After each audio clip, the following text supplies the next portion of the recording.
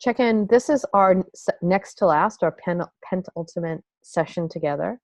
And I'm just really curious with the check-in. What's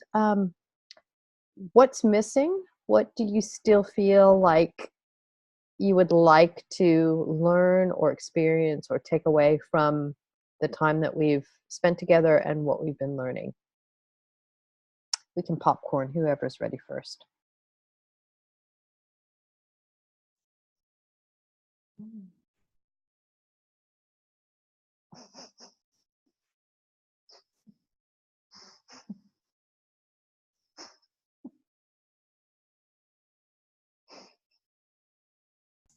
I'll start off. Look, I don't think there's anything in particular. I'm just really interested to hear from other organisations and other people that are doing stuff and trialling stuff and what their journey's been in lots of different areas. I think particularly around the interpersonal stuff that occurs in the teams, how teams are resolving conflict, how they're how they're making decisions. We've looked at the decision-making processes and models, but it's that interpersonal stuff that really interests me in how we go about doing stuff, and some of that deliberately developmental stuff too. How those safe spaces are created. Yeah. Thanks, Graham. For me, I'm wanting to get out of this probably a little bit more collection of information, because I feel like I'm just collecting stuff at the moment. I don't have a definitive role to apply it to at the moment. This week I have probably more use for applying a lot of this, in that we have now a self-managed team similar to how Natalie's team is working. And I think I lost somebody. Am I still there? Yep, you're still here. Oh, yeah. Yeah, I lost everybody. The connection went all funny. So I feel like I'm going back and reviewing a lot of the stuff we've spoken about and stuff you guys have been speaking about, and then being able to apply it a little bit more to what I'm doing. So having something real to work with. And like Graham said, I'm interested in creating those safe spaces for people to make decisions, and because I see that is the bit where people, even last week when we had a meeting, that's people were a bit scared to sort of say, oh, this is what I like to do and this is what I want to do, for the fear of, or maybe that should be someone else's role. And probably going back to when we had that speaker was he from Chicago, or probably the second or the third? From Colorado, Pete. Colorado, yeah. And he just talked about being patient. So yeah, that really stood out for me. Thanks. Yeah, patient. Excuse me, patient for me too. I think it's really interesting. We had another session, narrowly you as well, with the corporate rebels this week, which was, as always, is inspiring, and just again gathering all of the information and adding bits and pieces. I feel like with Avivo, what feels tricky to me is that all the teams are all at different places, and there's only a handful that are starting it, but it didn't have a clear outline, as in, righto, we're going to try this with one of these teams, one of these teams, and one of these teams, and then we're going to roll it out. It sort of all still feels a bit chaotic, I guess, but it's moving and it's changing, and the patience thing for me is interesting. And I think I guess I'm surprised by how many other teams now, back office teams, that's because that's what my team is, we're starting to come to us, to the comms team, and ask, what have you guys done? Where have you gotten to? How did you get there? And we're going to present to share a bit more of that information. So, yeah, the psychology is curious. I think that's the bit that I'm most intrigued by that it takes such a lot of time, and how, as an organisation, we're going to actually allow support worker teams to have that much time. As office-based, we're salaried, we can make that decision for ourselves as long as we still get our work done. And I know there's modelling being done on it. I hope that they're going to do that to allow for that development. So yeah, I don't know. This has given me loads. Each time we speak to somebody different for the same thing, just it's where you're up to at the time. So picking up bits that feel relevant for my team, but also for the organisation around comms and how we roll that stuff out. I enjoyed Helen's take on the recruitment particularly. It's something that the comms team has been looking at around employee journey, and it's something we want to get more heavily involved in. We feel there's a disconnect between our HR and our training and the onboarding, the whole package that allows new staff to come in and feel Aviva-fied, as if we sort of got them and indoctrinate them and then, let it go out into the workforce. So, yeah, the human element I've been enjoying and curious. Yeah. Sorry, Susan. Sorry to interrupt, but just excuse me. I've got to pop out for 2 minutes. I'll be back in 2 minutes. My apologies.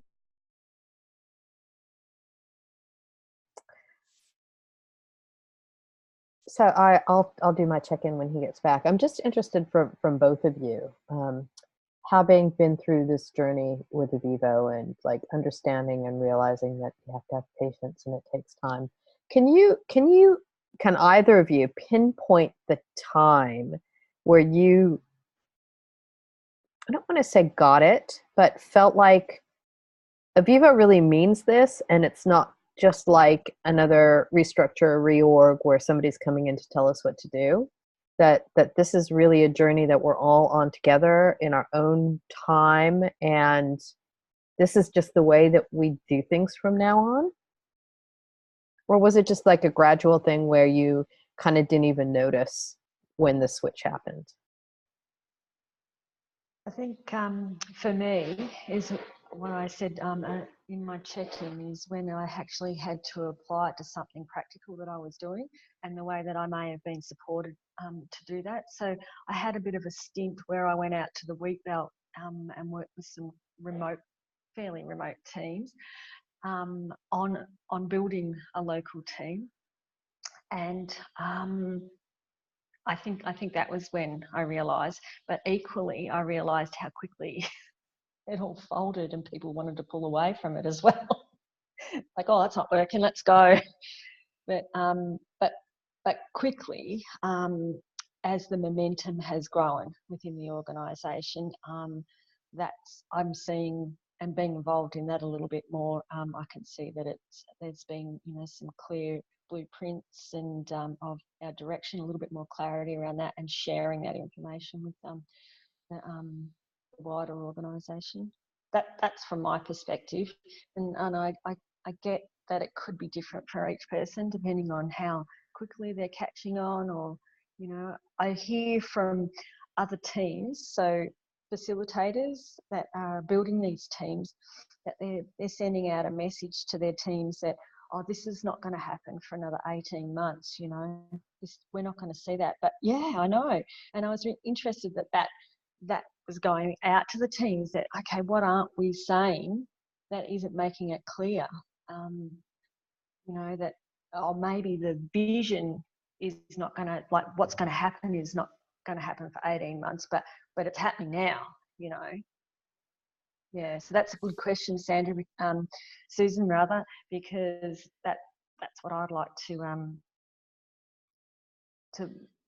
find out from others. Yeah. I asked a question, I haven't checked in yet, but I just asked a question to the ladies while you stepped away, that because they've been on this journey with Avivo for now a better part of 2 years, not quite 2 years, was there a time that they recognized that this is actually really happening? There's kind of no turning back. It's not, we don't do things the old way anymore, and this is just the way that we are moving forward. And Neroli just had a brilliant reply to that. I'm curious about you, Nat. Yeah, I think mine's quite similar to Neroli's. Excuse me. In that we I don't know. So being in comms, we were writing the information and building the things to share to try to get the concepts across. But it didn't hit me until it was in my team. So, and I think that's interesting to ponder. Like, I'm not sure. I certainly have way more to add in than what I was adding in previously, but didn't feel that I could, should, or particularly wanted to, just the nature of my manager. There was roadblocks, so that's fine. But once that was removed and we were all in, and I think for my team, it was a culmination of timing for us, because we had to look at our budget, we had to back it up with our strategy, and we had to replace one of our team members, all within the same 3-month period that we became a self-managed team. So if that's, if there's a frame around what teams need to do and how much time they're given to do it, I wonder if in 3 months you need to understand your budgets, you need to come up with your own strategy. Those, I know, there's a document Kate's been working on and around how we do that and those sorts of things. But it's about that practical application for me too. And I think for a lot of people, it's all just nebulous, fluffy la-la until you can put it into practice and what that actually means. And I feel like people are still really looking for, okay, great, how do we do that? So that, and I know Rosie's, I keep using the word franchise and it drives her nuts. And she called me on it the other day, actually, at the Rebels thing, which is fine. I don't use it for the sake of the prescriptive nature of getting every single burger to look identical at McDonald's. But I do use it for that idea that you can't just let everybody go. There has to be a fence and then the freedom to roam inside the paddock. So, these are the things, you do have to look at your budgets. You do have to look at these components. How you work that out within your team is going to be different to my team, and that's okay. So, yeah, that real practical application of it was when it really landed for me. And I think, just absolutely realising in that moment that there's so much self-development work that's got to go on to go with it, to get it to fly. And I have to put on my big girl pants. So, yeah, practical. Yeah, it's so interesting. And that goes back to, loops around to what you were sharing, Graham, as well, like around the deliberately developmental stuff is like one of the big pieces of that is something that they call nothing extra, which is that our work actually can be the trigger for our self-development. And I think that what I heard both of you share is that it's almost like when it applied to your work, then you could actually kind of release your internal stuff to go alongside that, if that makes sense. So I think that's super interesting. Sorry. That's okay. I was just going to make a comment. It's funny. We don't like to deal with our personal stuff in our personal lives, let alone bring it to work. So it's really interesting, isn't it? Even though we spend 40 to 50 hours a week at work. So that's why I like the deliberately developmental stuff, because as you say, it is a space to work through and develop as a person. That can be messy, and we don't like to do that normally in our personal lives, let alone at work with people that we don't know as well. So it's an interesting thing, but in terms of development as a person, so crucial, I think, anyway. Yeah, I absolutely agree with that. And so I think, just from my check-in, what would I have? What would I would have actually liked us to spend more time on the self and self-management, the developmental stuff. So I'm curious as to the next time we do this, if we'll be able to bring a little bit more of that in. But I also felt like we had a big breakthrough at our last session, just even starting to talk about it, and that I think we needed to warm up to that as well. So just really curious and interested in that. But I have to say, I've just been so overwhelmed with everybody's kind of attitude to this, just like being really open, sharing freely, trusting each other. And I don't know how to ask this question, but I'm going to ask it anyway. Is my sense is that everybody's being pretty honest on these in these sessions. On like a scale of 1 to 10, how honest do you think you're being with what you share? That's a 10. Yeah. And so I'm just curious, like, what do you think the conditions that we create as a cohort that allow us to be so able to be really honest with each other here?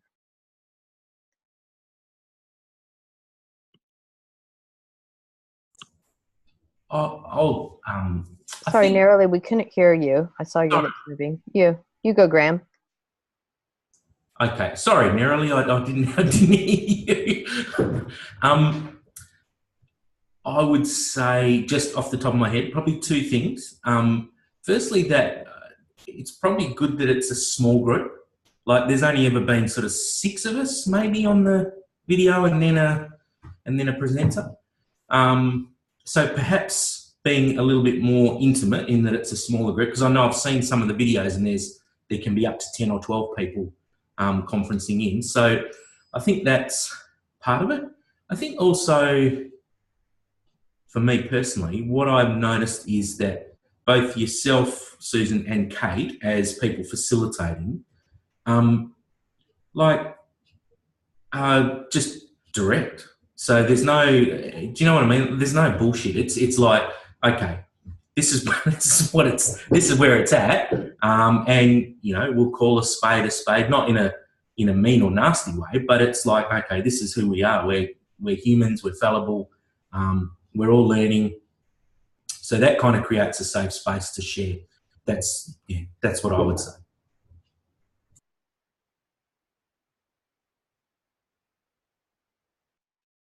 You want to try, narrowly?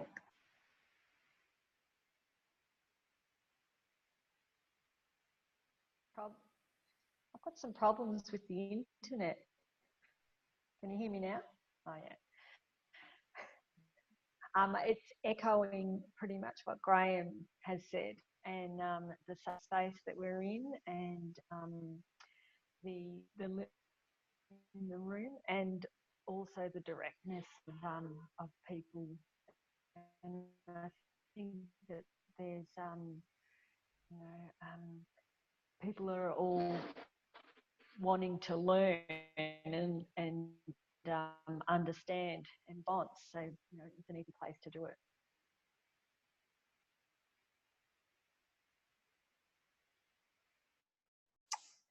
Yeah, it's interesting and good. What about you, Nat? Yeah, same. Small group, I think, is definitely helpful. I think it's interesting to note that we're here because we want to be. It's by choice. I think there's, within an organisation of over 1,000 people, not everybody's up for it, and that's fine, but it's also fact. So I think, that is helpful. We're here because we genuinely are interested and we want to learn, so we're prepared to put it out there. I agree, yourself and Kate, walk the talk, and you're prepared to show your own vulnerability, which in turn, we trust, and then are prepared to share some of our own, which I think is really important. Yeah, I don't know. And I think it's because we chose to be here.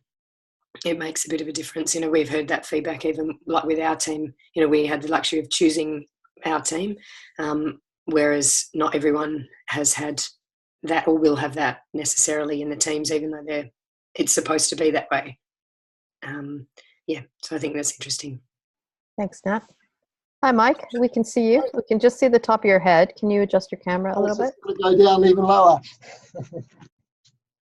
Hi, guys.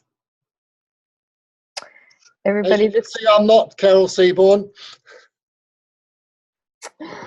Mike, I know that Jan said that she might be able to join dependent on her grandson, but maybe we'll assume that she won't. And maybe we could just start off, introduce yourself, and maybe the rest of the gang can do quick intros of you, and we can see if Jan is able to join about the top of the hour. Cool. So hi, I'm I'm Mike. I'm the service manager for our kind of options division of Tautoko services. I guess a little bit we do supported living. We have a contract with ACC around supported employment.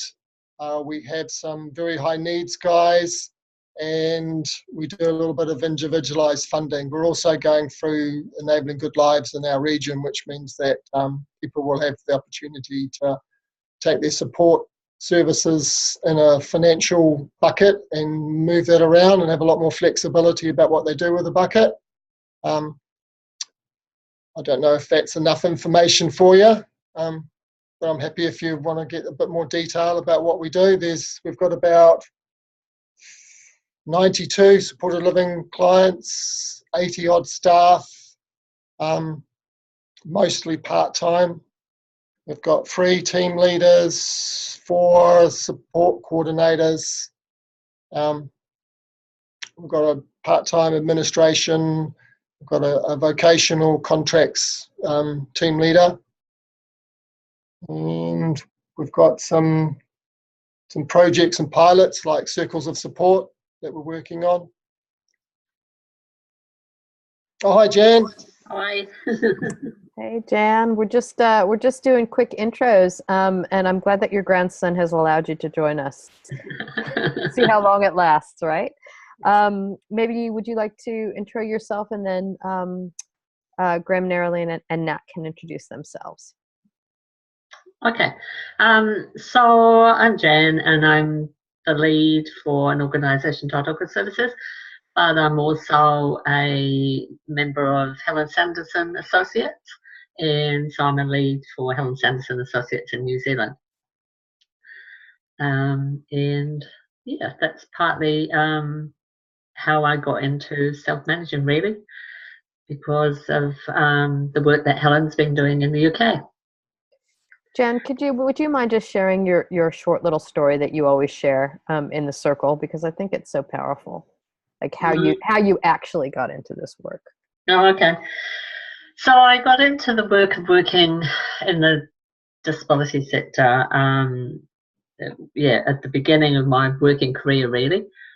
Went from being an art student to helping out in a hospital in Leeds, which was at that time called a hospital for the mentally subnormal, and that was the era that I got involved.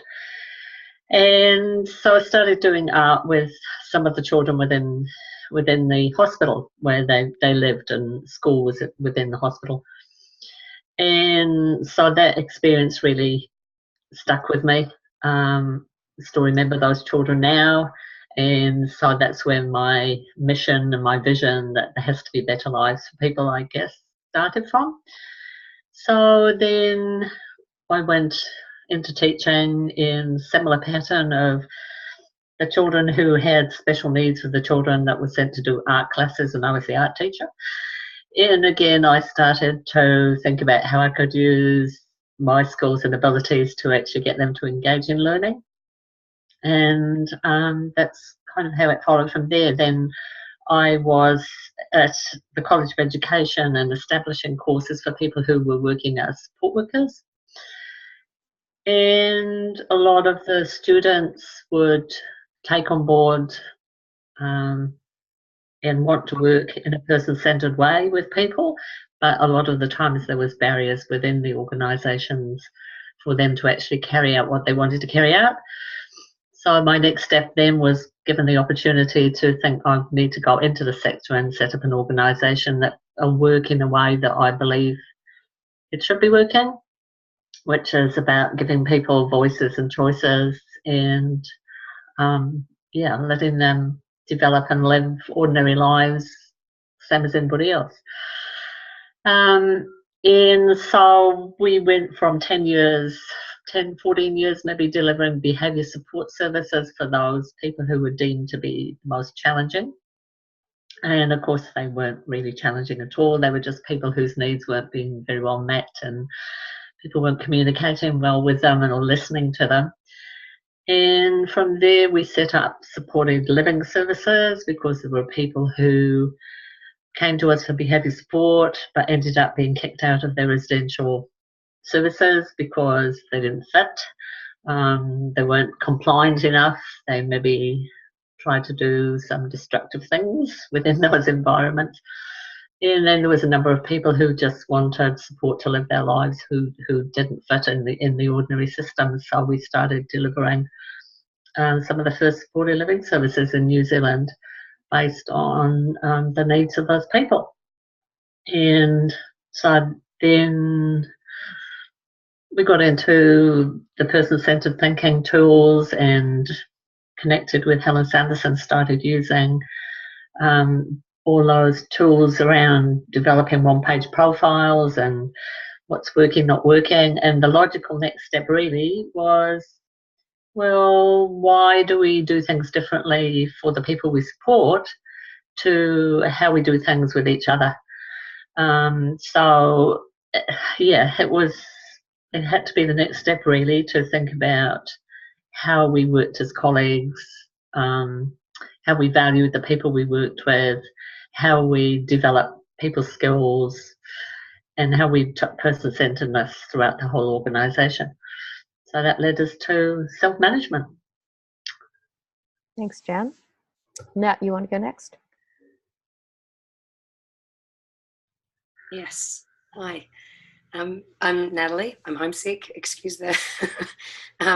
I work for Avivo in Western Australia. We're a service provider, mental health, disability, and aged care. I'm part of the comms and engagement team, and my interest here, or the things I'm taking from this experience, is sort of twofold. My team was made into a self-managing team in April, and our manager's role was made redundant. So we've been in that space for a few months together, learning and working it out. And then also on the other side of that, how we do this on a much bigger scale for an organisation that runs teams everywhere from Geraldton to, Rockingham, Mandurah, and out as far as the Wheatbelt. So, yeah, that's where I fit. Graham? Hi, Mike, Jan. My name's Graham Mason. I'm with a small regional disability support provider in Narrogin, Western Australia, called Accessibility. And we provide services to about 55, 60 individuals now. Sort of a general disability support provider, right from supporting people in their own homes to live independently. We do have some shared living arrangements where two individuals live together, and we support them in their own house. And then we do the stuff in the community as well. So it was really interesting to hear. I was just listening to the thing that stuck in my head when you were talking, Jan, about subnormal. That's just amazing, isn't it? The language that used to be used. I grew up, my dad was a social trainer, and I grew up in the hostel era in WA here. And I used to spend my time at hostels with my dad when he was a social trainer. And I think at that time, the people were referred to as mentally retarded in WA. And it's so cringeworthy now. We listen to it and but that was the era.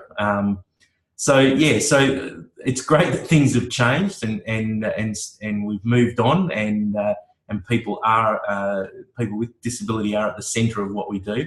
But my journey is a bit like yours, Jan. I guess realising that there's been a big focus on how we relate to and provide services to the people with disability, but we've forgotten about the staff and the way we deal with each other. So we're just new to looking at self-management and teams, self-managed teams, and the deliberately developmental stuff. And so it's an exciting journey. So this course has been great. That's you, Neroli. Thanks, Graham.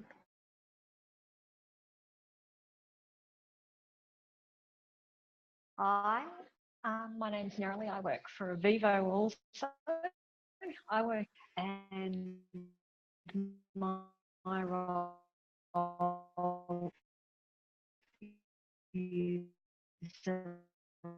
around development of the self-provider with establishments. So yeah, that's it. Thanks. So I thought it might be nice to start off. So just for some context for you, Mike and Jan, this is a program called Rethinking Organizations. We're in 2 weeks, session 7 of an 8-session program over 16 weeks. We've had some guest speakers. Helen's come along. Who else has come along to this particular session? I'm trying to remember. Yeah. Pete Dignan. Yeah. So some various people that have had distinct experiences. We've also just been sharing kind of our thinking and the tools around self-managing and self-organizing, and just thought it would be a really great opportunity for the both of you to come at a time where we are just starting to, I think we were talking about this when you arrived, just looking at what we need to shift in ourselves to actually be able to like make room for this new way of being with our work. The things we've had to unlearn, the things that we need to make possible to really do this with our whole selves. And Graham was just mentioning before you arrived that how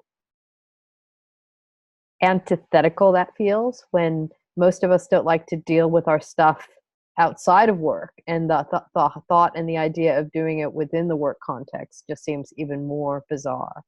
But I think that's certainly what I've learned from my personal practice, and what I've seen Mike, you and Jan and the team, what's shifted in you over the past 8 months has been pretty remarkable. So I was hoping that you could both sort of tell the story of what's happening in the shift in Tautoko, maybe with a little bit of that lens, as well as the practical lens of like the tactics that you've used to move to where you've got to now. Who wants to start? I can start. I think the biggest learning came early on when we decided to put some information out there to everybody in the organisation about what we were intending to do and why. And so Susan gave me the task of putting something together to go out there.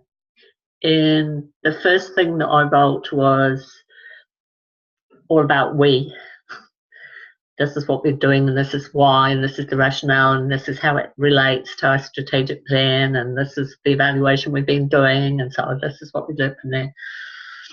And so I drafted all that, presented it to the core team that we had, and the feedback I got was, we'd really like to hear about what you think and why you're doing this rather than this royal we.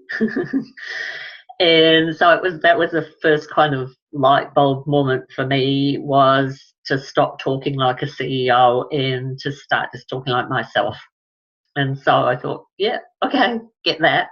So then I went away and rewrote why I was doing it based on, some of the things I've talked about before, what drives me, what are the values, why I got into this, what my visions are, what I'm trying to achieve. And and that resonated much better. And that was for me that, yeah, okay, this is about bringing your whole self to work. And it is about becoming more vulnerable, because you're taking away those layers and those masks that you wear on a regular basis, and those kind of corporate things that you hide behind, like, well, we're doing this because it's a target that was set here or there, and we're doing this because we believe it's the right direction and we believe it's going to be better for people. And so just talking in more ordinary, everyday language as a human being, really. That was a big learning for me. And then I think the other learnings for me were to see myself as a leader and not a CEO, and so thinking about what leadership meant in that sense, and a lot of that was about letting go of control, of trying to actually letting go of making all the decisions, letting go of saying I want this done by that time frame, you can do this, you do that, and actually just kind of letting other people come into the space and say what they had to offer, what they could do, and make their own decisions. Lots of letting go, really, and alongside that is trust. So you actually just have to say, well, you know, we've been trying for years to do the best service we can based on things like having policies and procedures and then compliance. So are people complying? And in actual fact, no. And as we've gone into this journey, we see how uncompliant people actually are when you allow them to speak, and also how inconsistent we are in applying all these policies and procedures, because people do whatever seems right at the moment for the people they're with. And quite often, you know, they do it out of, they do the best thing because they're working from that instinct of what's best in that situation. And so I think that's the biggest thing, is that you actually have to sit back and trust, not only trust the process, but trust the people. And most people who choose to work in this area will do the right things because they want to do the right things. It doesn't mean to say that we don't need to put in some structures and some guidance and all the other things to go with that, but yeah, allow people to actually develop and grow and be who they are. So yeah, I think that's and being okay about saying I've got something wrong. That's another really important thing. Yeah, and role modeling, really, that we do get things wrong, and then we come up with solutions or better ideas, and there's no blame attached to that. It's all about learning. And so that trying to create, I think, thinking about how you can create a safe place has been a big thing for people to be, because people won't be open, people won't talk, people won't tell you what's going wrong if they think there's going to be consequences. So you have to create that space so that people can speak up and it's okay, and people are listened to, and then we say, okay, how could that be done different, or do you need some help? How can we help? Yeah, I think they're probably my key things. Thanks, Jan. What about you, Mike? I guess actually you were my light bulb moment, Susan. When we first did that meeting I came to, where we were talking about whether we thought, from Jan's kind of vision, whether we thought as an organisation we should explore it. And I remember saying about a little example of getting a group together to look at some invoicing, payroll stuff, and you said to me, who are you to decide who that is? And I mean, that was a kind of like, and I kind of went, oh my God. Because it seemed to be what my job was to do, and I suddenly thought, oh my God, this is seriously a whole different way to look at something, and so that kind of made me pause and think deeply, but also got me quite excited, because I guess, like Jan, always underneath it was that I want to collaborate with people. I don't want to be the person telling everybody what to do, because I don't get it right all the time, and just having that kind of working together. So I guess, but also I was really, really confused to start with about how this was going to work, and like, God, with what does that mean? What does that mean to me? What does it mean to everybody else? And lots of people have come back with those questions to me, and like some I can answer and some I can't. But I think one of the things that I really like about it, and I can say honestly to everybody, is this is happening to all of us. It's not just happening to you. It's not being done to you. It's actually happening to all of us right across the organisation, So none of us are going to come out of this going, I'm just doing exactly what I used to do, It's a total change shift for all of us around how we do this, how we work together, how we create these teams. And like with the working groups, one of the huge learnings for me has always been like I'm running around, underneath everything, trying to fix everything and make sure we get everything right, which causes a lot of stress in your life. And suddenly I'm starting to learn to let go and trust, like in the working groups, that's what just blew me away, is that we had a working group and some people would fade in, like we've got 7 people in my working group. And, one person would get really busy, so they'd kind of step back, but someone else would step up in that working group, and then the other person who stepped back would step forward later and pick up something. And it was like, I don't have to drive this anymore, I'm just another wheel in this machine, but this machine's running really smoothly, and we've achieved amazing amount of stuff without anybody having to drive it particularly. It was like they were self-driving because people had passion about what they were doing. So they'll be putting their hands up rather than me going, well, I need someone to do this. Someone go, right, I'll do that bit. No, yeah, this is my strength. I'll do that. So yeah, for me, that was like, oh my God, this is amazing. It just took a lot of stress out of the whole process. And that, like Jan said, that trust, creating the space and the trust to let people to step up and give it a go.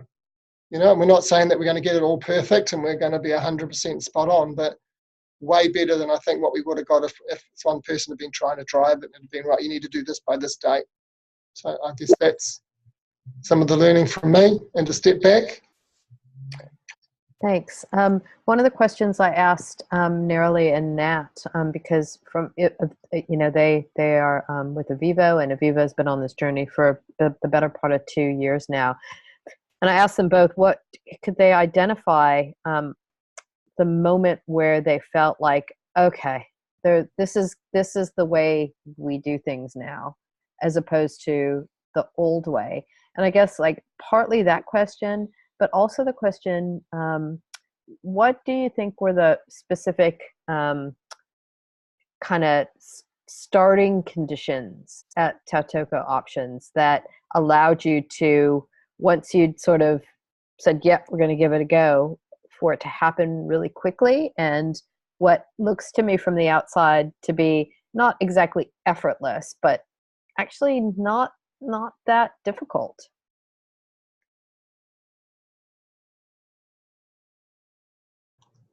I think because we merged a few years ago, because we were like-minded organisations. I think that underneath it all, we're both Options and Tautoko had been trying to do this in a different way, but always trying to have a flat structure and always trying to have that collaborative approach to working with people. So I think it was like we were wandering around a motorway, not sure where we were going, but we were on this motorway, and suddenly we got this lovely sign that said, "Here, there's the direction you want to go in if you want to go down there."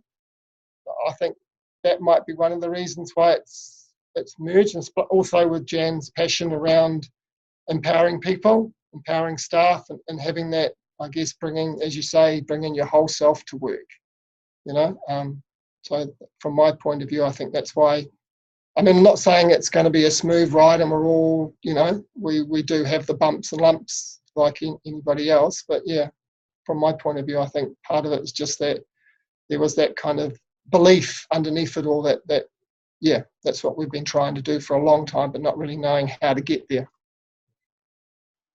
What do you think, Jan?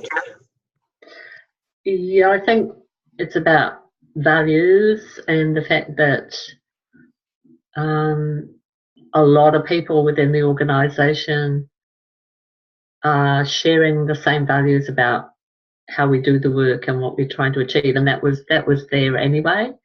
It may not have been consciously articulated, but everybody was wanting to do the work in the best way for people. And I think that concept was kind of definitely embedded in why most of the people, I'm not saying 100%, but most of the people were engaged in doing this work.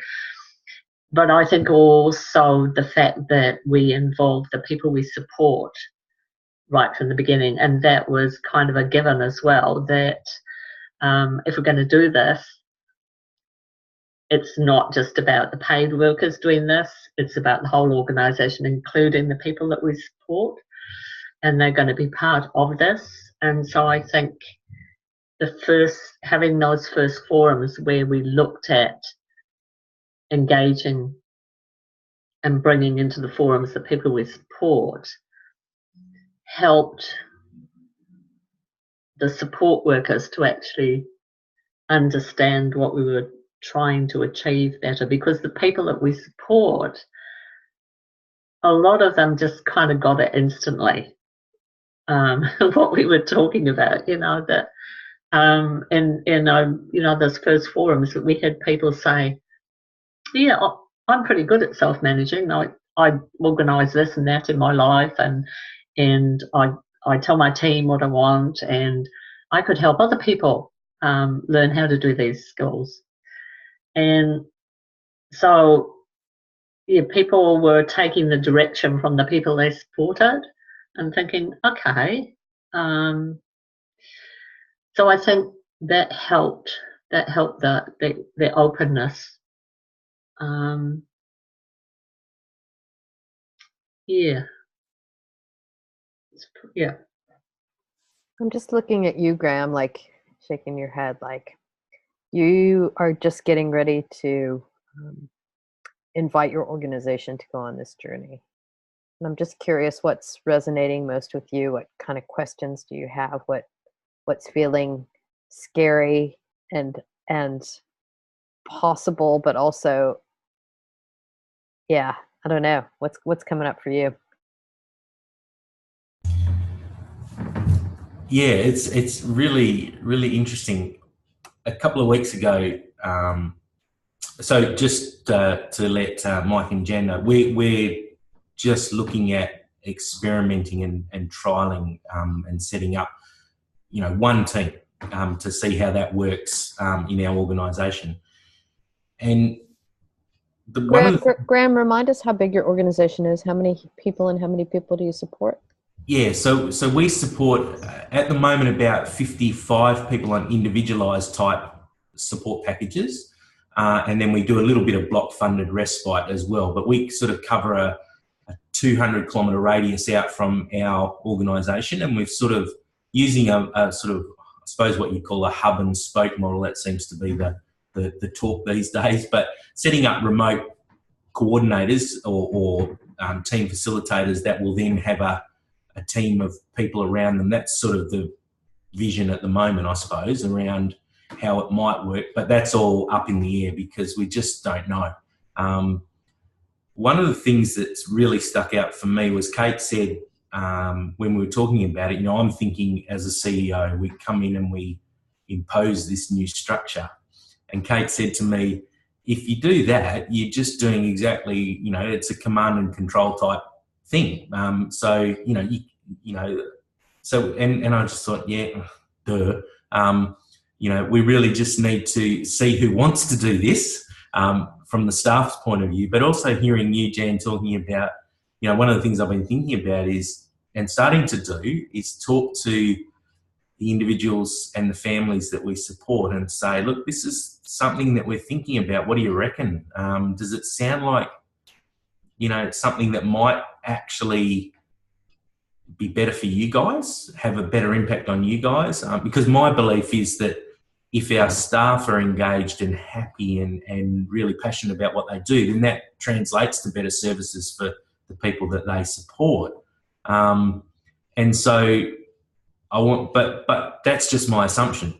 So I guess it's about testing that with the families and saying, this is sort of what we're thinking. What do you reckon? And so far, people are a bit like you're saying, Jan. They're sort of saying, well, yeah, it's kind of like obvious to them. So I think we're going to need to do that sort of thing. We're small enough where we can get around and talk one-on-one, and it doesn't take up a massive amount of time. We probably will hold a forum or a get-together, and we've done that in the past, around different issues. So talking with families and individuals, and then I really like what you were saying before about, you know, rather than presenting these ideas as, you know, as a CEO around, you know, this is great, lines up with our strategic plan. It's, you know, we believe the structure's better, and, you know, you know, all of the reasons, but actually saying, okay, Graham, why do you actually think this is a good idea? You know, why does it resonate with you? And started to do that a little bit so we've set up, you know, an online collaboration platform just with the key staff in the office at the moment, but just trying to stimulate some discussion around, you know, why do we do what we do here? And sharing from a personal perspective, you know, why does Graham enjoy the work that he does, and what drives him, you know, and so I've shared that from my perspective and about, you know, what I believe my gifts and abilities are in my role, and what, you know, I did quite a lot of thinking about this in my younger days. I just give you a little bit of history. I went through and studied theology and was going to be a church minister, and did work as a church minister for a couple of years in the Baptist churches. So a big focus there was on vocation and what you do, you know, what drives you as a person. And so there's a lot of self-discovery there for me, and my calling, if you want to put it that way. I realised that my calling was outside the church, which was really interesting. Calling and my role is sort of as a renovator, as a builder of bridges and renovating things that are broken, and that's what I love to do, and that's what drives me. And I'm not talking about people there. I'm actually talking about, you know, the organisation at Accessibility was a train wreck when we got here, but that I just loved that, because I love to build things and fix things up. And I come from a trade background as well, so sort of, you know, it's really who I am. So I guess for me, I've shared with the guys the exciting part about, you know, going to this, you know, next stage of it's really about, you know, building and fixing stuff up in the workforce, with the workforce. We've tried, you know, we've moved in that direction with the people that we support, becoming more person-centered and individualized, self-directed, that sort of stuff. But really doing that with the staff as well is what's really exciting me about the journey. So it's really interesting how, you know, I really like what you're saying, Jan, about sharing that personal stuff, because that's what will inspire people. It's not the corporate stuff. It's not this lines up with our strategic plan. Your support staff just go, yeah, whatever. You know, it's like, I don't really care about that. You know, that's what you and the board talk about. But you share your story, and they're interested in that. For sure. I'm just interested from you, Nara-Lee, like hearing Jan and Mike talk about how their journey is beginning and the kind of their way into it.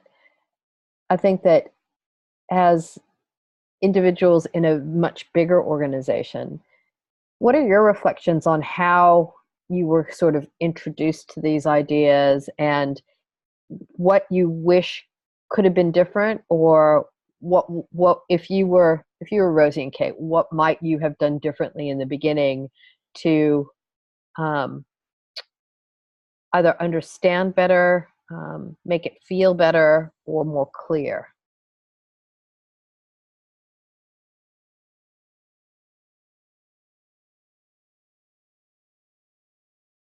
Do you want me to go? Shall I go? I think Nara-Lee and I sit in kind of different parts of the organisation, and being in comms, I think I've watched what we've done from the beginning as far as physically communicating the information, and been, you know, I'm a graphic designer, so it's been my role to turn these big concepts into graphics that connect and hopefully can communicate well. So I feel like we've done a good job in that. At the beginning, we got to customers, you know, it's tricky. So we have over 1,000 staff, 80% are field-based. Yeah, 80% are field-based and 20% are office-based. One of the massive issues that we see in comms is that our intranet that links the org is only available to the 20% that are office-based. So we have lots of problems, no. Challenges around how we communicate to all of the staff around, we know people prefer face-to-face. It's very hard to do when you've got 800 people in the field.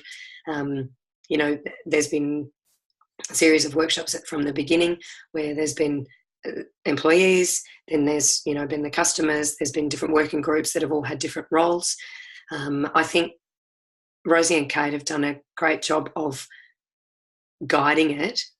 And with an organisation that size, it wasn't as simple as going to everyone's homes and having a chat about it.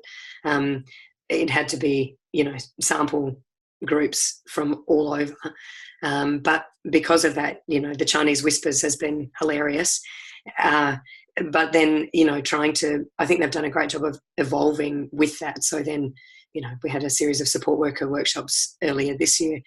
What they've looked at is who in the organisation is going to be impacted, and then tried to address that group. So whether it was the TFs and the service coordination teams and the support workers and the leadership structure. So they're kind of stepping it in a way that has made sense. But what that's meant is that it's taken a lot of time.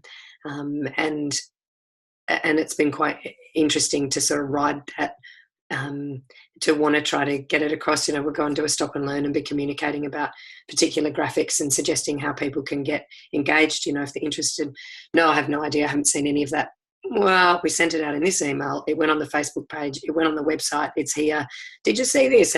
Well, I don't get paid to read my emails, is what we hear from the majority of support staff. So, all of these things, as they come up, they're being addressed. And I think that they've done, I believe they've done a good job of that. And we've certainly tried to touch as many things. We've done videos, we've done, printed things that have been handed over with guidance for team leaders to, their next focus meeting with their support staff, and then found out that there's piles of these things on people's desks. You can only do so much. I guess I'm interested to hear, when we spoke with the corporate rebels, something I was interested in was that the percentage of humans that need to change within an organisation, as in how many need to leave, because there's always going to be that critical mass that allows the whole org to come together differently. And they had suggested 20%. And I wonder if you've experienced people leaving or, choosing to move on because it's not their thing. So I'm interested in that. And I have a bazillion other questions, but yeah. So I feel like Rosie and Kate have done as good a job as they can, because they haven't decided to do this from a top down. They haven't come in and said, right, all you managers, you're out, and let's everybody see what happens next. They've really been consultative, which is a massive ask when we have over 1,000 staff and around about 3,000 customers. Yeah. Isn't it interesting, Jan and Carol, that Richard and the comms working group at Tautoko is finding the same thing, even with a much smaller set. People like to be communicated face-to-face. That's definitely their preferred way. And I'm just curious now, just one follow-up question from me is, do you think that the way that you've thought about your work has changed given the content of self-management and self-organizing, or not really? Mine personally, my work? Yeah. Yeah. Yes, definitely. I guess when I started with Aviva and we had our manager, I came in to be a graphic designer. Here's the thing. Here's all the data. Do your thing. And I've run my own business. I've got lots of bits behind that over the years, but I chose not to kind of step in. But I think what's been interesting as we've got more in, and I felt more able to step in, is that I've felt more prepared to offer up more of the bits that I think could be useful, that I've learned from other parts of, life experience, I guess. So yeah, I think it's definitely had an impact on how I work. And also the more I learn, like I'm not from this sector at all. So it's been a mad steep learning curve over the past 18 months, A, the sector, and then B, the self-management. So I was like, whoop, in a good way, most of the time. But yes is a short answer. Yes, it has changed. Thanks, Nat. What about you, Neroli? I think echoing a lot from what Nat said about the consultative way that Rosie and Kate have approached this, and from a customer, from community services perspective, which is where I'm from the cold front, and the various roles that I've held within Avivo, I've been able to be part of that at the beginning. And I do remember one really interesting day or a session that Rosie had decided to go out to individual customers' houses and speak to the customers, and not with any intention other than to hear what was important to them. And I kind of look back at that as being that starting point of where she would then, I guess, start that articulation of conscious vision that Jan was talking about earlier. And I also,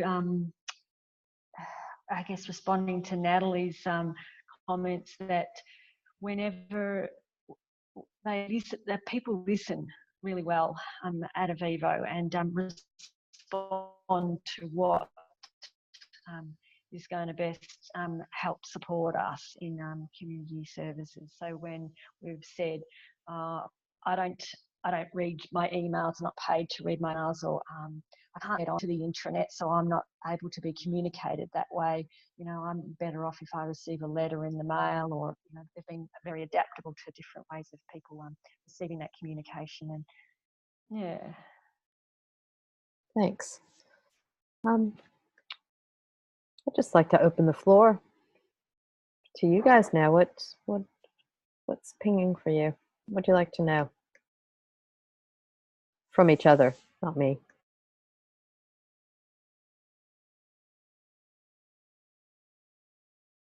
I'm like Nat. I'm interested to hear from you guys, Mike and Jen. Has there been a drop off of people that just don't buy into this? You know, of your staff, your direct staff. Like, what's the experience been so far? Well, nobody's left yet. not based on anything that we're doing around changing the way we work. The level of engagement is probably different at different times with different people, but I would say that I get a sense that there'd probably be a good, I don't know, 75% who are actively involved doing things. There's a number of people who are just in that, will sit back and wait and see what happens. And there's a lot of people who flip back into that, we're so busy with everyday business as usual that this is just too much to ask at the moment. We can't do anything else at the moment. So there is, you know, definitely times when people feel that it's more than we can cope with just at the moment. But then that goes away, and I think on the whole it's kind of very positive feeling that are coming through from people. Have sensed a little bit of the, well, actually, you know, we think we're doing a pretty good job, and people are telling us that they like what we do, so why do we need to change? Why do we need to fix it? It ain't broken, you know. And I think that's just at that time when it gets hard, when the going gets hard, you know, when they've really got to look at, okay, we've got to figure out how we get these teams sorted, and we're not quite sure how we can do that, you know, and maybe we just leave it. Maybe it's just easier to just leave it. You know, we could just get on with what we're doing. So a little bit of that. But an interesting thing that happened just the other day in our Wellington area, we have a number of students who are master's students who started working for us part-time doing support. And the team leader, as she's called at the moment, who supports them, said, you know, I'm really on to, you know, getting the self-management going and starting to do things in the team, but then there's the students. And the students, you know, they just want to earn some money. They're not really interested in what the organisation's doing. They just come along, do the job, earn some money. And one of the students was in the office at the time. And I said, oh, well, why wouldn't they want to be involved? You know, they're intelligent young people doing master's degrees, and here's an opportunity to actually rethink the whole thing about work and what is work and how could work be different. And so isn't this a great opportunity for them? They may not stay and work in this field forever, but isn't this a great opportunity to actually really be doing some more in-depth learning that could be built into their careers? And the person sitting in the office at the time started to engage then and say, well, actually, I would like to know more about it. And yeah, actually, it does sound really interesting. And so it was like, okay, well, we're going to make a time and I'm going to talk to the students about what it is that we're doing. And it's not about the organisation. It's about all of them. It's about each one of them. And do they want to just come along and do the tasks that have been allocated? And they clearly don't, because they're already starting to come up with ideas and things that they'd like to do, you know. Or do, you know, they could, I can see now that they could be people who would go into other organisations and could lead and could set up things. I can just see the potential. So yeah, that's some of the really exciting potential that I'm perceiving.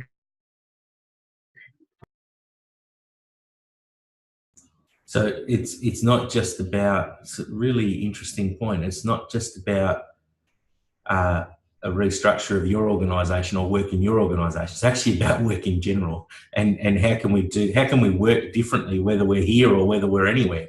And that's probably the thing that is going to inspire more people, because it's not just centred on your organisation. It's actually about, you know, how can I live my life differently almost, isn't it? And how wonderful is it that this, I mean, certainly what I'm seeing in the work that I do all around the world is that how remarkable that this is happening in the human services sector, right? Well, a sector that's been one of the most ignored, the most marginalized, the most assumptions made about people and humans doing the work within these organizations, that you're actually in many ways at the forefront of how work can be different. I think it's remarkable and super interesting. And I have a theory that it could be based on what you alluded to earlier, Graham, and you as well, Jan, around most of the people that are working in this sector are doing it because it's their vocation, that that it's really the only work that they could be doing. And I don't know what the secret sauce is in there, or if I'm just completely making it up, but it does seem super interesting.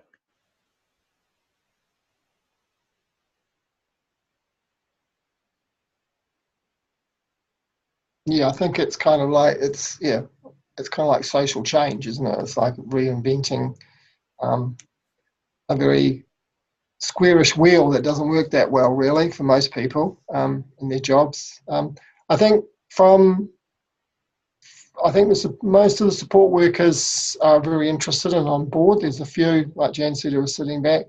I've had quite a few conversations with the team leaders around, I guess everybody has that fear of, what does that mean for me? Do I still have a job? You know, do I still have a role? Am I gone? And I said, it's not about that. It's actually about looking at redistributing those resources and the support and taking away a lot of those day-to-day, you know, oh, can I do this or can I do that? And really it's like, well, why are you asking me? You and the person can sort that out. So it's trying to get people to rethink about how we work. And for the team leaders, it's about, well, actually, we've always talked about your role being supporting teams. You know, so this is just taking that a lot further, is around that coaching and mentoring stuff. You know, so you're not there to make all the decisions and the go-to person anymore. You're there to support the team to sort stuff out. So it's about, I try to get them to take that fear away and actually look at it as an opportunity to do a lot more of what you want to do and a lot less of some of the stuff that just does your head in, which you don't need to be doing, because people who are doing the support have the abilities, have the kind of nous to be able to make those decisions. But in the old structure, they're always like, I'll just check in case I get in trouble. You know, so you take away that kind. You're not going to get in trouble if it's a learning opportunity. It's a learning opportunity. Let's learn and let's move on. You know.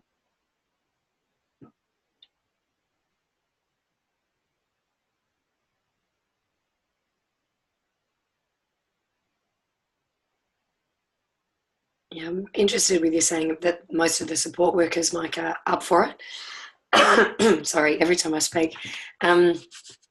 We're finding a bit the same, I think, narrowly at Avivo, where we're getting the feeling now that probably 70-30 is the ratio with support workers. But in the back office, we think it's flipped. So about 70% are freaking out a bit and 30% are totally up for it. I'm on a working group that was started to engage the back office staff. So that's finance, IT, systems, HR, that part. To begin quite literally the conversation about citizenship and self-management and what that means. So that's all happening in the next month. I think we've all come up with a workshop to help facilitate those conversations, because I think the majority of our finance department thinks it doesn't apply to them in any capacity whatsoever. And there's the tasks, and then there's the other stuff. And I have deadlines, I have funders, I have things that I have to do, and that I'm far too busy, and that's for the people in the field, not me. So it's really interesting how we're seeing that difference with the people within the organisation. And, that's a gross generalisation, but, that's sort of the feeling at the minute with who's where, with the energy for it or capacity, desire to do it. So I think it's interesting at the minute to really try and look at how we do support people with mentoring and stuff, to undo a lot of what gets done when you're in school, about how you feel about being compliant or how you feel about being capable to do your work. How do we unpick that for people and encourage the creativity more and let them know that they can, they've got so much more to offer and they should just bring it, Yeah. I don't know if that answers this, just that's where we're up to with the questions we're asking.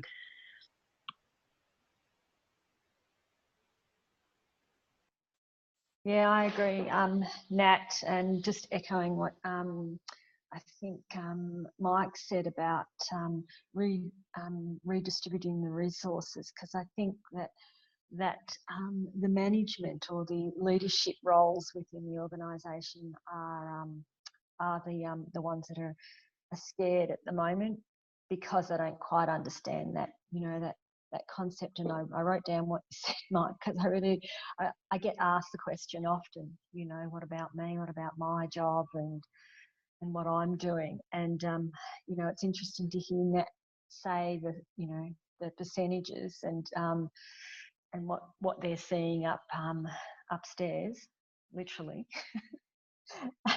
Because definitely on the field, the support workers are slowly crawling and putting their feet in the water and trying to make actually making decisions and seeing what it's like, what sort of backlash they'll get from the little decisions and that little bit that they do, and then they move a little bit forward, and allowing freedom to to help people be supported.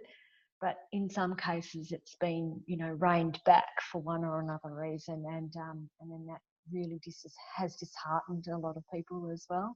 But I think we're on a bit of a momentum now where I think that the comms and engagement team have been finding the best way to communicate to people and support and be their voice in a lot of ways too.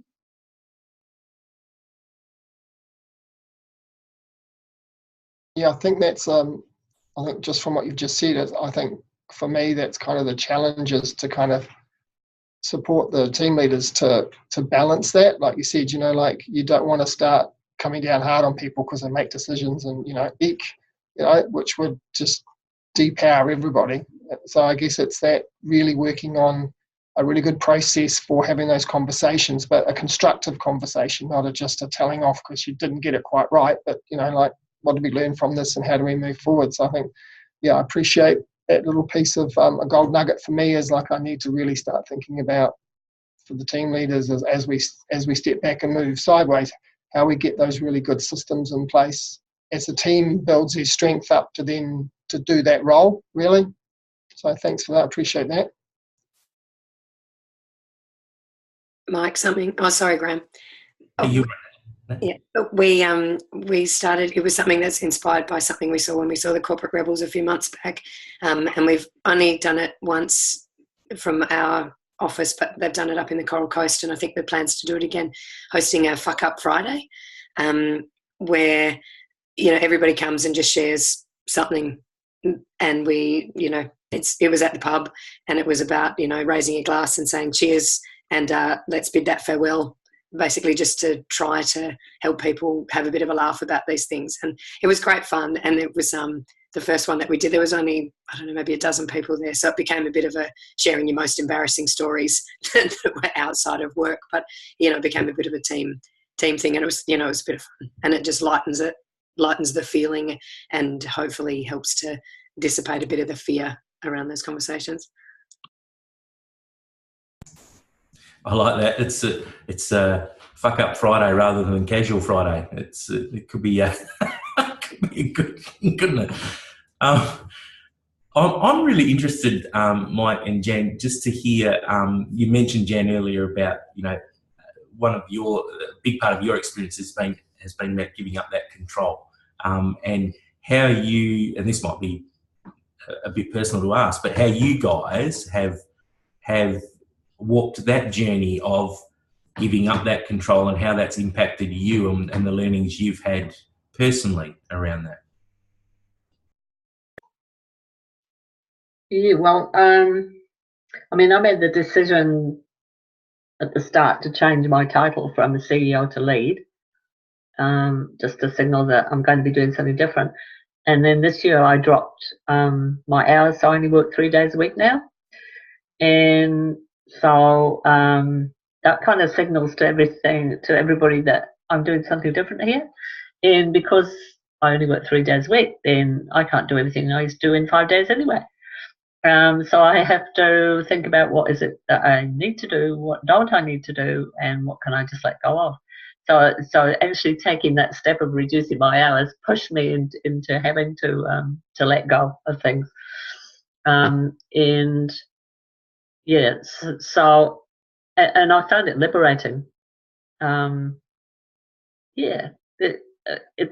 I don't carry the same weight on my shoulders as I used to. I don't feel the same sense of accountability for everything that occurs within the organisation, and just letting other people deal with things. I mean, we had a situation just the last few days where somebody has been arrested, who we supported, and going through a court process and that.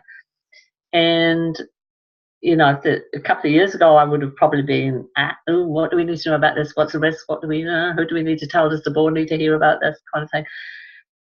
But this was like, when the person who was dealing with it was just emailing and saying, this is what's happened, this is where we're at, this is the next step.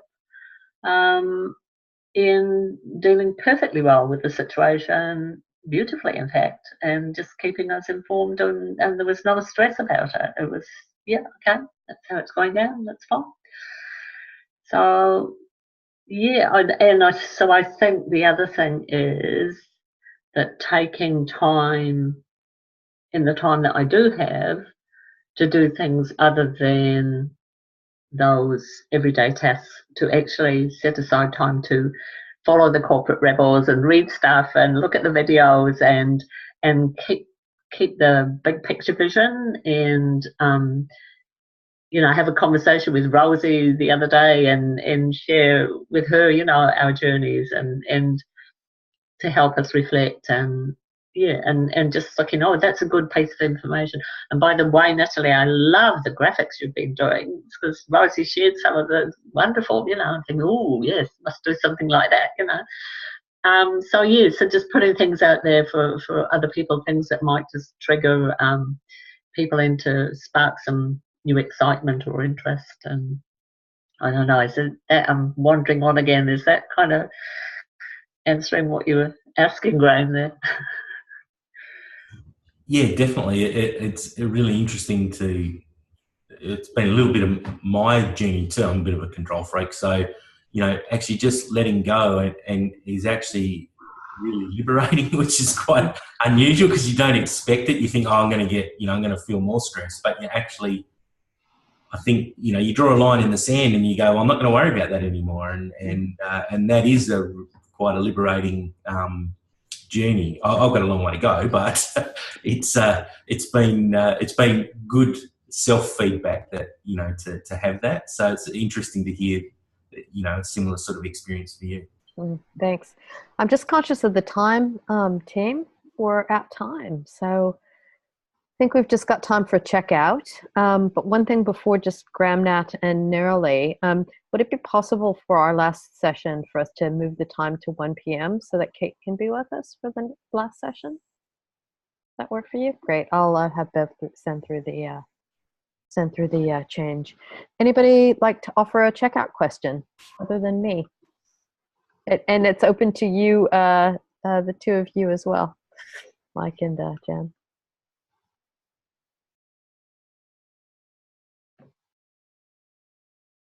I guess what's one exciting thing you might be, or one thing you're going to enjoy over the weekend? Want to kick us off, Mike? I'm going to enjoy getting up in the morning because I get up, my wife's asleep and I'm get up early and I go bargain hunting. So that's my little joy. When it's really quiet in town, because it's only a couple of shops that open that early in the morning, but it's wonderful.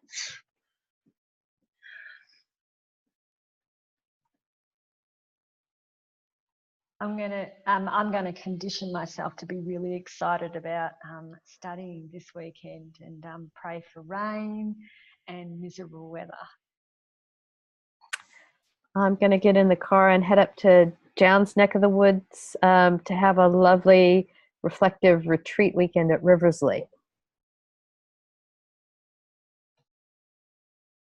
And I'm going to pack up my paintings for an exhibition that's coming up next week.